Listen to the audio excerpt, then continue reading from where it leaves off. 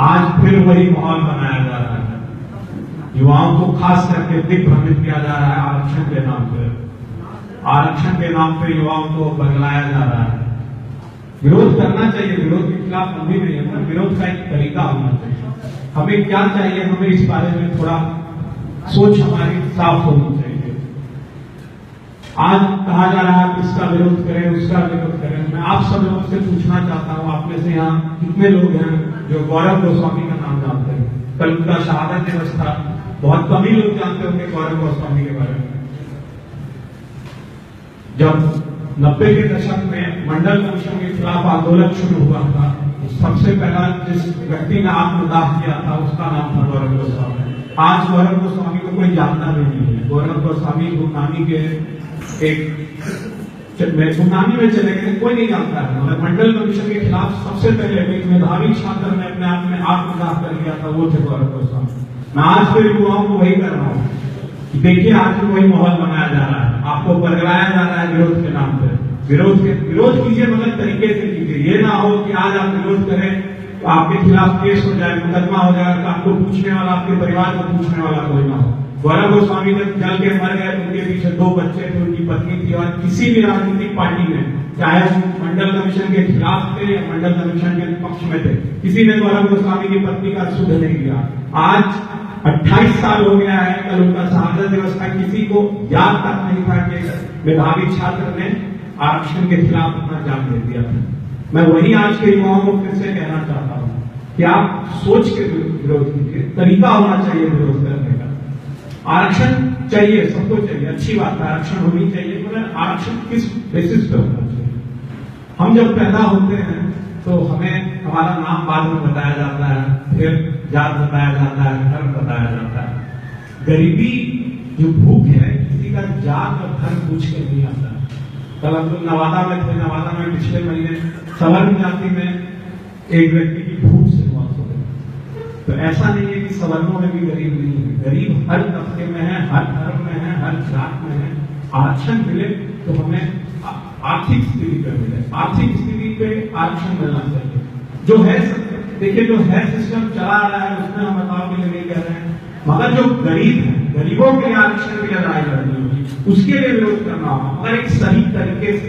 ये नहीं कि आप जरी कर रहे हैं, बस तोड़ दे रहे हैं, रेल रोक दे रहे हैं। भागलपुर में भी देखा तो मैंने, बहुत अच्छे तरीके से रेल को रोका गया था, अच्छे तारीख को। इसलिए कह रहा हूं अगर एक तरीका होना चाहिए। ये नहीं कल आपको केस में फंसा दिया, कोई भी पार्टी आपका भी सुधरने में नहीं आएगा, ये भी जान लीजिए। यही मैं कह रहा हूं, युवाओं को दिग्भ्रमित होने से बचना होगा। युवाओं को सोचना होगा कि किस तरीके से विरोध करें और किस लिए विरोध करें। सही चीजों की आप विरोध नहीं करेंगे तो कोई हमारे लिए खड़ा नहीं होगा। यहाँ पे सभी लोगों ने कहा शिक्षा के बारे में, शिक्षा के बारे में खास करके आपके तिलका मांझी यूनिवर्सिटी के बारे में एक बात करना चाहता हूँ। यहाँ सुशील जी कह रहे थे कि एग्जाम दे देते हैं, रिजल्ट के लिए बहुत एड़ी चोटी करना पड़ता है, चप्पलें घिस जाती है। उससे ज्यादा तो एक मजेदार जो मतलब किस्सा आप भी जानते होंगे तिलका मांझी के बारे में, जो डिग्रियां यहाँ से बिकी हैं। दिल्ली के लॉ मिनिस्टर में यहीं से डिग्री खरीद के ले गए थे। उसके बारे में चर्चा बिहार में नहीं होती है। दिल्ली में हर डेट में जब ये केस आता है तो बहुत चर्चा होती है, नाम आता है तिलका मांझी यूनिवर्सिटी का, यहाँ से डिग्री बेचा जाता है, दिल्ली के लॉ मिनिस्टर डिग्री खरीद के लेके गए। इसके बारे में अगर बिहार के अखबारों में आप देखेंगे कहीं कोई चर्चा नहीं है। केस हुआ, यूनिवर्सिटी के सारे स्टाफ के ऊपर केस हो गया, कॉलेज के सारे स्टाफ के ऊपर केस हो गया, मगर वीसी के ऊपर केस नहीं हुआ। ना दिल्ली पुलिस ने किया, ना किसी स्टाफ ने किया। वीसी की संलिप्तता नहीं हो सकती। आप सोचिए, जब इतने खुलेआम तरीके से डिग्री बिक रही है तो वीसी को कुछ पता ही नहीं है, और पता नहीं है तो फिर आप किस काम के वीसी? हमें इन सब मुद्दों के बारे में बात करने होगी, मुद्दों को उठाना होगा। लोग कह रहे हैं शिक्षा में गिरावट आ गया है। शिक्षा में गिरावट आएगा। 5,000 में आप एक शिक्षक नियुक्त कर देंगे तो कैसे लोग शिक्षक बनेंगे? आप ये सोचिए। MA, BA, PhD करके कोई 5,000 की नौकरी क्यों करना चाहेगा? सोचने वाली बात है। आचार्य चाणक्य ने कहा था कि शिक्षक की गोद में देश का विकास और विनाश दोनों है। कि हमें तय करना होगा कि हमें कैसे शिक्षक चाहिए।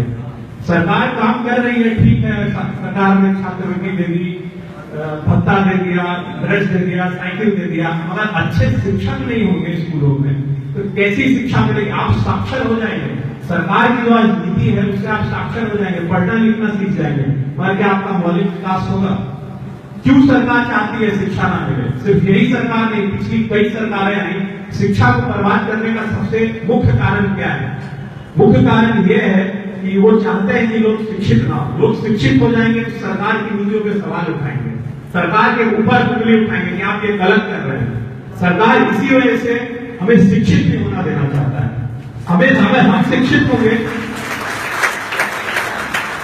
हम शिक्षित होंगे तो हमें कोई बदला नहीं सकता है।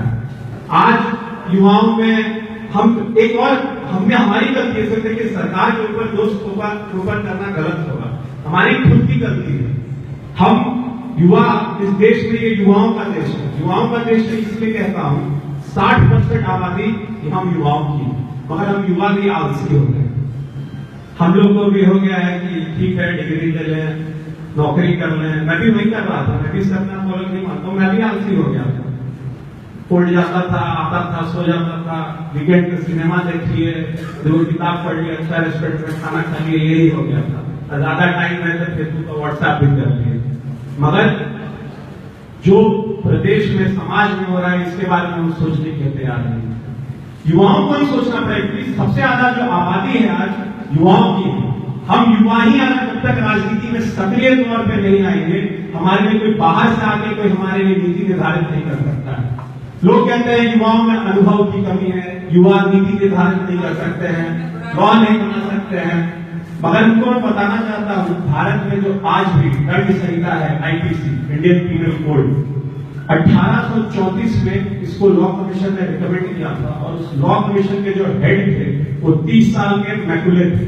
जब 30 साल की उम्र में, आज से लगभग 150 साल पहले, जो व्यक्ति भारत का कानून लिख सकता है, दंड संहिता लिख सकता है, तो आज के युवा तो और पढ़े लिखे और एक्सपीरियंस के साथ है कि वो आगे बदलाव ला सकते हैं। युवा कैसे कहते हैं लोग बदलाव नहीं ला सकते हैं? 60% हम युवा हैं और मुश्किल से 2 से 3% सांसद और विधायक हैं युवा। 60% जब युवा आएंगे राजनीति में सक्रिय तौर से, तभी देश का दिशा चेंज होगा। आप देखिए दूसरे बड़े विदेशों में, आप देखिए जो बड़े बड़े देश हैं उसमें कम उम्र में ही लोग प्रधानमंत्री राष्ट्रपति बन गए। बराक ओबामा जब अमेरिका में राष्ट्रपति बने तो उनकी उम्र थी 46 साल, बिल क्लिंटन 45 साल, इंग्लैंड में आप देखिए डेविड कैमरून बने 42 साल में, कनाडा में आपका जस्टिन ट्रूडो 40 साल में। तो ऐसा हमारे देश में क्यों नहीं हो सकता? 30 साल में, 40 साल में विधायक, मुखिया, एमपी, प्रधानमंत्री क्यों नहीं बन सकता है? बनेगा और बनना पड़ेगा, तभी युवाओं का कुछ बदलाव आएगा। युवाओं को सक्रिय तौर पर राजनीति में आना होगा, युवाओं को कहना होगा कि हाँ हम कुछ करेंगे। सब लोग चाहते हैं क्रांति आए, क्रांति आए, क्रांति आए, क्रांति होना चाहिए, युवा क्रांति लाएंगे, भगत सिंह पैदा हो। अगर भगत सिंह पैदा हो सब चाहते हैं, मगर अपने घर में नहीं, बगल वाले घर में। मेरे घर में भगत सिंह पैदा हो जाएगा तो दिक्कत हो जाएगा। अपने ऊपर अगर हम भार नहीं लेंगे, हम सिर्फ सरकार के ऊपर थोपते रहेंगे, सरकार ये कर रही है, सरकार की नीतियां गलत है, ये है वो है, तो बदलाव नहीं आएगा। हमें खुद भार लेना होगा। जैसे मुझे भी, मैं भी आराम से बैठा हुआ था दिल्ली में, मुझे भी कोई जरूरत नहीं थी, मगर मुझे लगा कि नहीं, प्रदेश में जो हो रही है घटनाएं, बिया की घटना हो गई, मुजफ्फरपुर की घटना हो गई, कब तक चुप रहेंगे हम लोग? अगर हम नहीं बोलेंगे तो कौन बोलेगा हम लोग के लिए? आप नहीं बोलेंगे तो कोई बाहर से आएगा बोलने के लिए। भागलपुर में कोई घटना होगी, भागलपुर के लोगों को भी बोलना पड़ेगा। मुजफ्फरपुर में जो घटना हुई, बिया में घटना हुई, सालों से होते आ रही थी मुजफ्फरपुर में घटना। मुजफ्फरपुर में एक व्यक्ति अगर उठ के बोलता तो आवाज उठती, आवाज बुलंद होती। आज यहाँ पे बहुत कह लीजिए कि हम लोग मुट्ठी भर लोग हैं, मगर ये जो मुट्ठी भर लोग यहाँ बैठे हुए मुझे दिख रहे हैं, इनमें एक सोच है, इनमें एक जोश है। उनको मैं ये कहना चाहता हूँ, सरकार को ये कहना चाहता हूँ, सत्ता के हुक्मरानों को ये कहना चाहता हूँ कि मुट्ठी भर युवा यहाँ हम जरूर है, मगर मुट्ठी में आने वाले युवा नहीं है। अगर हम चुप हो जाएंगे आज तो कोई हमारे लिए बात उठाने नहीं आएगा।